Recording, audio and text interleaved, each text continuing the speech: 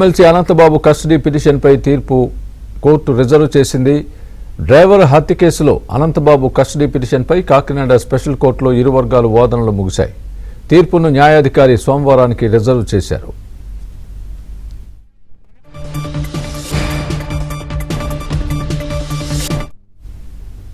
ఇదే అంశానికి సంబంధించి పూర్తి అప్డేట్ మా ప్రతినిధి అప్పారావు చెప్తారు. అప్పారావు, స్వామి, డ్రైవర్ హత్య కేసులో సాక్షులను బెదిరించారని కోర్టు నమ్మడంతో ప్రస్తుతం రాజమహేంద్రవరం సెంట్రల్ జైల్లో ఉన్న అనంతబాబును మరింత లోతైన సమాచారం కోసం విచారణ కోసం కస్టడీకి అప్పగించాలని ఏదైతే ప్రాసిక్యూషన్ వాదించిందో దానికి సంబంధించి న్యాయస్థానం తీర్పు రిజర్వ్ లో ఉంచింది. సోమవారం దీనికి సంబంధించి కస్టడీ పిటిషన్ పై తుది నిర్ణయం వెలువరించినట్టు వెల్లడించింది. ఈ నేపథ్యంలో ప్రస్తుతం అయితే ఇరుపక్షాల వాదనలు కాసేపటి కింద ముగిశాయి. ఈ నేపథ్యంలో తీర్పును సోమవారం వరకు రిజర్వ్ లో ఉంచారు. అయితే అనంతబాబును ఏదైతే డ్రైవర్ హత్య కేసులో బెయిల్ పై ఉన్న అనంతబాబు సాక్షులను బెదిరించి చంపుతానని, అదేవిధంగా వాళ్ళకి డబ్బులు ఇచ్చి ప్రలోభపరిచారు.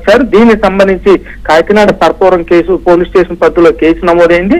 దీనికి సంబంధించి కొన్ని రోజుల కింద కాకినాడ కోర్టు అనంతబాబుకి రిమాండ్ విధించింది. ప్రస్తుతం రాజమహేంద్రవరం సెంట్రల్ జైల్లో అనంతబాబు ఉన్నాడు. దీనికి సంబంధించి తమకు విచారణకు ఏమాత్రం సహకరించలేదని, సాక్షులను బెదిరించిన కేసులో A2, A3 కూడా పరారీలో ఉన్నారని, అదేవిధంగా అనంతబాబు తన సెల్ ఫోన్ కు సంబంధించి పాస్వర్డ్ కూడా ఇవ్వకుండా విచారణకు ఏమాత్రం సహకరించిన నేపథ్యంలో మరింత లోతుగా విచారించాలని కస్టడీ కోరింది. దీనికి సంబంధించి ఇరు వర్గాలు కూడా పూర్తి స్థాయిలో వాదనలు వినిపించాయి.